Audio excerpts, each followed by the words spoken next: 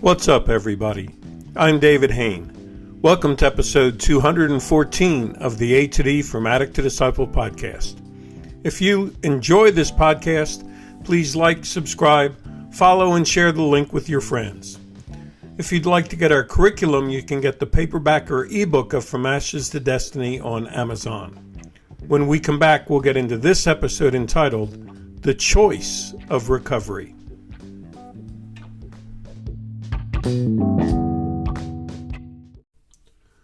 Welcome back to episode 214 of the A to D from Addict to Disciple podcast entitled The Choice of Recovery.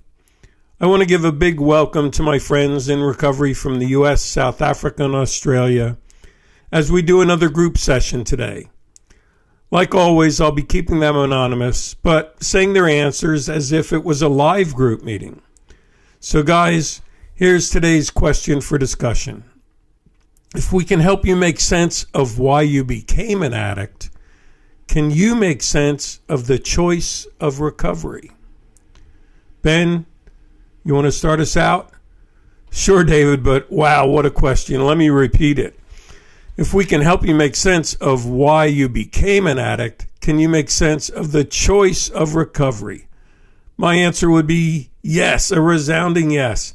Heck, the answer to that, I think, is the bridge for people either in addiction or flirting with addiction to cross over and avoid a big fall into a pit most of us fell in, but thankfully were brought out of or crawled out of. I think the bridge was built by most of us who fell in the pit. For most of us, I think we would say we were trying to numb the pain from a wound in our heart. We went to 1,001 different counterfeit comforters, as you thankfully brought us the knowledge of, David. And like you said, they did their job of comforting us for the moment. But then the payoff later was more than we could afford. Hangovers, withdrawals, loss of money, relationships, family, loss of jobs, loss of health, and a plethora of other things on that list were far too expensive to keep comforting ourselves with the counterfeit comforter. I know it might sound religious or overly spiritual, but guys, here goes. For me personally, it was taking the nail-scarred hand of Jesus that was offered to me and letting him walk into those wounds that I mentioned. Words that were said to me and that were done to me all throughout my life cut my heart over and over again until I bled out and had nothing left inside of my heart but a scarred up mass. But for me personally, when Jesus walked into my wounded heart, he had a conversation with me about his plan for my heart when he created it while I was still in my mother's womb. He showed me how he made me a songwriter and a poet and a lyricist and a father and a son and a driven motivator that wanted to see and celebrate other people being successful. I couldn't see it, though, while I was bleeding out from all the wounds. But slowly and surely, Jesus would touch each of those wounds and miraculously heal it. I remember each touch, and I cried, not through sadness, but that kind of cry when you're so flooded with joyful emotion, you can't do anything else but cry. And unknown to me, as he healed each wound that he touched, I suddenly realized my heart was filled back to normal, and I was overflowing this time with love, joy, and appreciation for life. There's something about a scarred up heart that's been healed, and you still see the scars, but it gives it a realness to it. I don't know about any of y'all, but I'm repelled by fake, but I'm drawn in by real. A heart that's been scarred and wounded is real, and when it's been healed and filled and poured out, it's more effective, in my opinion, than anything else. So, long way around the barn saying I became an addict to numb the pain of my wounded heart, but I'm in recovery because my heart has been properly healed by the scarred hands of Jesus himself. Amen, Ben. Great way to start us out. I like your testimony of your healing, and I like when you said you're repelled by fake but drawn in by real. And that's so true. And as you mentioned, the counterfeit comforters, we were attracted by the real way that they comforted us and didn't see the fakeness that they were counterfeit. Charlie, what do you think of this topic? Well, David, for me, the choice of recovery came as I was in home group at a 7 a.m. meeting at the 521 Club. This group uses As Bill Sees It's book as a topic. I call it education. It's an education about self, deeply rooted mental and physical questions and answers about mental health and addiction.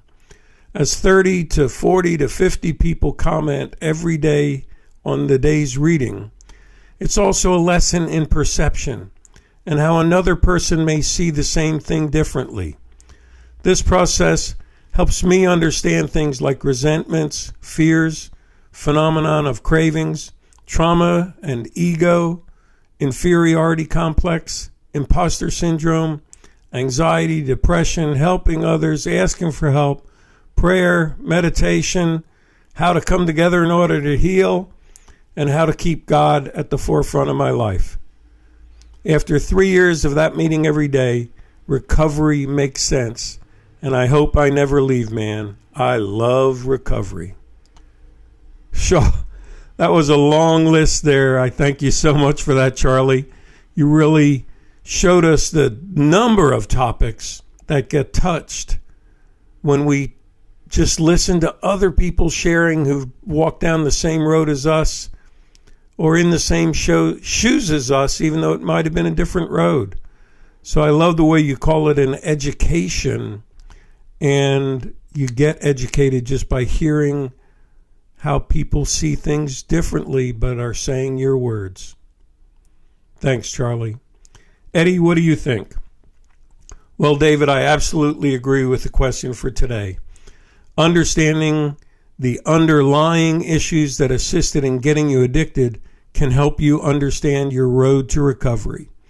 Recovery needs you to understand triggers and help you develop coping mechanisms and make positive lifestyle changes so that you can claim back your life and find better ways to cope.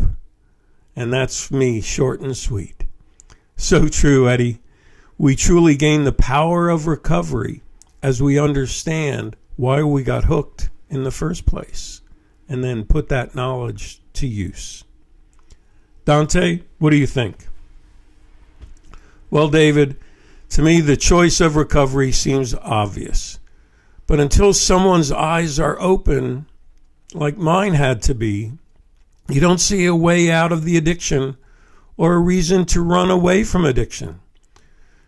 Because, quite simply, there's a part of the addiction that you enjoy, and there's a part of the addiction that destroys.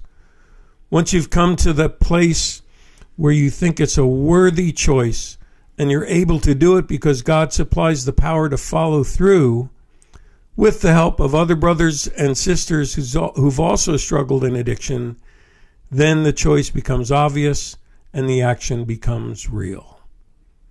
Wow. Love those words, Dante. There's a part of the addiction that you enjoy, and there's a part of the addiction that destroys. And that's an awesome piece as we work with others early in recovery to just be able to help them dig in and find the truth as to why they were using in the first place. Harry, what do you think of today's topic? David, yeah, I agree totally. If we can help you make sense of why you became an addict, you should be able to make sense of the choice of recovery. This expresses the right path to recovery for an addict. If you're able to assist an addict to understand and find out what triggers him or pushes him in the clutches of addiction, there's a better chance of that addict finding solace in their triggers or events that led up to addiction. I myself personally only found this out 5 years into my recovery. If I had found out earlier what my root causes were, I would definitely have been able to stop my addictions much earlier. And David, I thank you for your work in your books in really digging into the root cause. Wow. My pleasure, Harry. Thanks for the kind words. Yeah, the focus of A to D and the focus of the From Ashes to Destiny curriculum is to dig into that root cause, to dig into those wounds that Ben talked about and the emotions that Charlie talked about, so that we understand what drove us into addiction in the first place. Freddie, you ready to close this out? Sure, David. Understanding the disease of addiction was crucial in the start of my recovery. I learned that addiction is an allergy of the body and an obsession of the mind. It's also not a moral failure that's passed down through generations. You see, I never thought recovery was a choice. I couldn't not drink. But I realized that God offers me a daily reprieve from addiction through the 12 steps and by living the principles of the program. I desperately needed to heal my body, spirit, and mind. You see, when I started on my recovery, most people are in supervised detox for 3 to 5 days. It took me 18 days. So detoxing my body was an important first crucial step to getting my mind and spirit ready to understand recovery. Thankfully, God put angels in my life and helped me to clear away the wreckage of my past. And miraculously and surprisingly, the promises of AA have come true in my life. I keep this gift by giving it away to others. See, I believe hope is like gold. Wow. Great closing today, Freddie. I really touched by your closing words there, that you keep the gift of recovery by giving it away to others. And you understand and share that image that hope is like gold as we make the choice of recovery.